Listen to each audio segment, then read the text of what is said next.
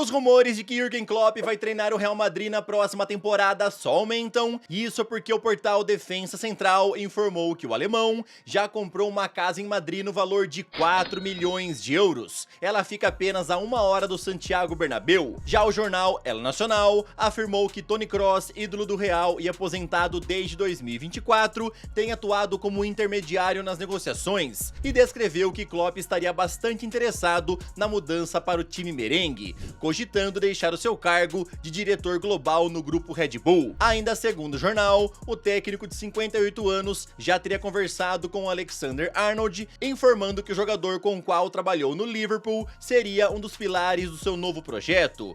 O jornal também indicou que o alemão quer entender melhor como o ambiente é no Real Madrid e a situação geral do clube. Outra informação é que o Klopp gostaria de um 9 clássico, portanto o sonho é trazer Erling Haaland e aí jogar Mbappé para atuar na ponta esquerda. Klopp também defenderia a venda de Vinícius Júnior para viabilizar a chegada de Erling Haaland.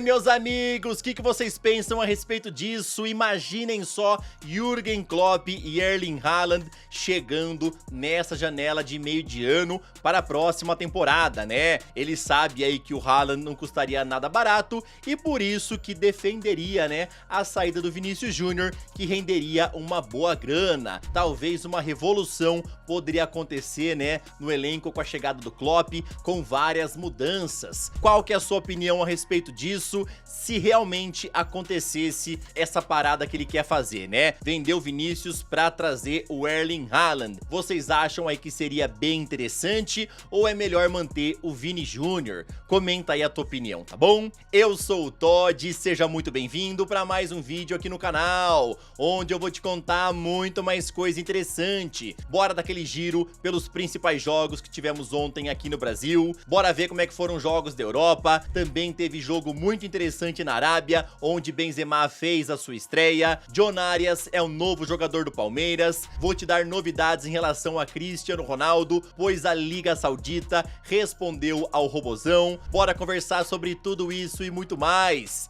Então, sem mais enrolações, solta a intro!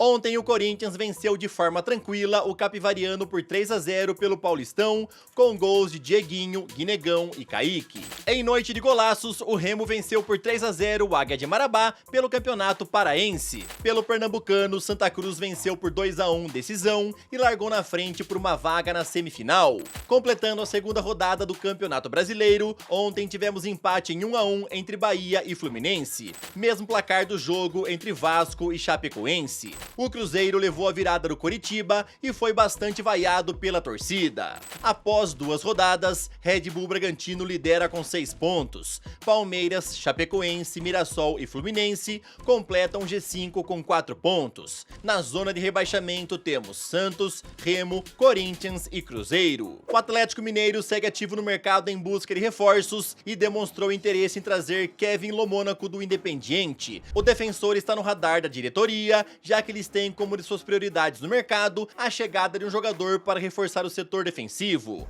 Segundo informação do portal Lance, o clube argentino não gostaria de negociar Lomônaco e só aceita uma transferência se chegar uma proposta de 10 milhões de dólares por 75% dos seus direitos econômicos, que é a porcentagem que o Independiente detém. Os outros 25% pertencem ao Red Bull Bragantino. Outro alvo de Jorge Sampaoli é Matias Galarza do Tajeres, e uma sondagem já foi feita nos últimos dias. Segundo o portal No Ataque, o presidente do clube argentino afirmou que topa negociar Galarza e pede 6 milhões de euros. Nas redes sociais, a torcida do Atlético já invadiu o perfil aí do Galarza e nas últimas postagens encheram de comentários pedindo para que o atacante venha para o Galo. Vamos ver qual será o final, o desfecho dessas duas negociações, do Lomônaco e também do Galarza. O Palmeiras fez uma das maiores contratações dessa janela de transferências aqui no Brasil, e isso é porque ontem eles acertaram a compra de John Arias. Segundo a ESPN, o jogador já assinou um termo de compromisso e é esperado na próxima semana para fazer exames médicos. Assim que for aprovado, ele vai assinar um contrato de 4 temporadas com o time paulista. O Palmeiras está pagando 25 milhões de euros ao Wolverhampton pela transferência. Lembrando vocês que o Fluminense tinha preferência de compra, mas não conseguiu igualar a oferta do Alviverde e ofereceu 20 milhões. Flamengo também chegou a apresentar uma proposta ao Wolves, porém Arias recusou, já que não queria atuar pelo rival do seu ex-clube. Depois de brilhar no Mundial de Clubes com um gol e uma assistência na semifinal, o colombiano despertou o interesse do Wolverhampton e acabou trocando o Brasil pela Inglaterra em julho do ano passado. Lá ele anotou 2 gols e deu uma assistência em 24 jogos.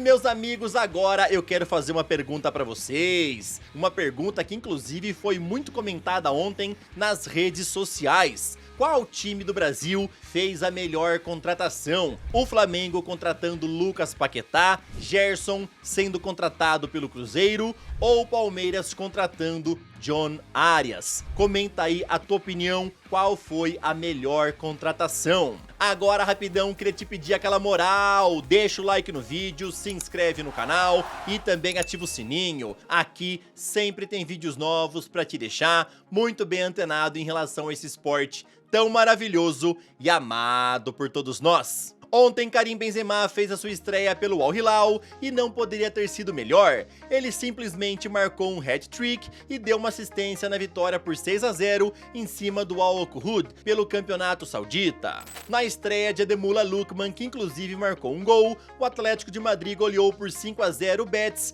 e assim garantiu a sua vaga na semifinal da Copa do Rei. Atalanta eliminou a Juventus na Copa da Itália após vencer ontem por 3-0 e assim garantiram a sua vaga na semifinal. A Liga Saudita respondeu a Cristiano Ronaldo e num comunicado afirmou que todos os clubes trabalham de forma independente e sob as mesmas regras financeiras, sem privilégios. Eles reconheceram a importância de CR7 no Al Nassr e seu desejo em levantar títulos, porém avisaram que nenhum jogador está acima da Liga Saudita e nem acima de seu clube. Também explicaram que as contratações dependem da estratégia de cada equipe e a briga acirrada pelo título nessa temporada só demonstra que o sistema implantado lá está funcionando muito bem, mostrando que a liga é bastante competitiva. Cristiano Ronaldo segue com seu boicote ao fundo soberano e vai ficar fora do jogo de hoje contra o Al Ittihad. O jornal A Bola informou que o protesto do Robozão não é apenas por falta de reforços, e também por falta de pagamento. A publicação fala que alguns funcionários do clube estão com salários atrasados, e CR7 já avisou que não vai jogar enquanto isso daí não esteja regularizado.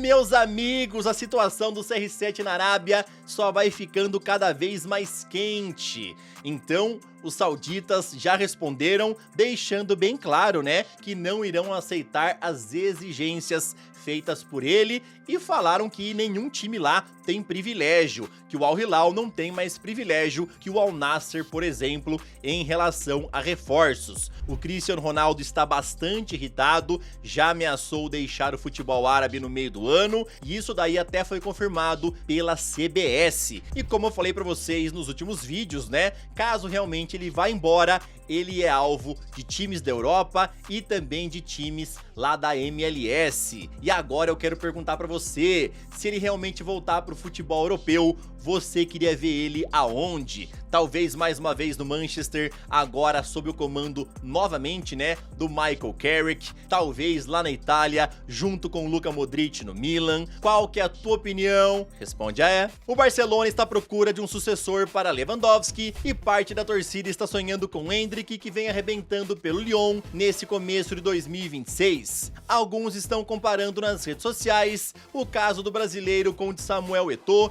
que deixou o clube merengue por falta de minutos e acabou reconstruindo a sua carreira no Espanhol e também no Mallorca, e depois foi comprado justamente pelo rival Barcelona. Lá Eto'o fez história, conquistando a sextupla. Os torcedores estão comparando os casos dos dois jogadores e sonhando que Endrick se junte ao clube no futuro, pois lá com com certeza ele ganharia minutos, principalmente após a saída de Lewandowski. Lembrando a vocês que isso daí é pouco provável, já que o Real Madrid não pensa em se desfazer do atleta de jeito nenhum e já conta com Endrick para a próxima temporada. Porém, vale a pena lembrar que se o brasileiro chegar lá e perceber que mais uma vez vai ficar no banco de reservas, mais uma vez não vai ganhar minutos, ele deve pedir para ir embora em definitivo. E aí, times interessados não faltam, né? Todo mundo sabe que o ataque do Real Madrid é bastante concorrido e vamos ver como é que vai ser a história do Endrick quando ele voltar no meio do ano. Na tua opinião,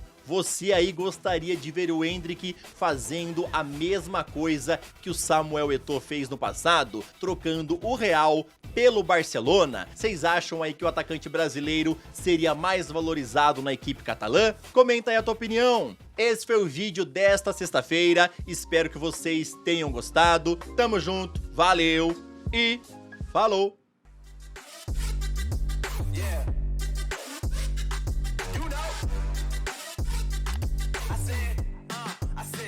It's gonna be a long night.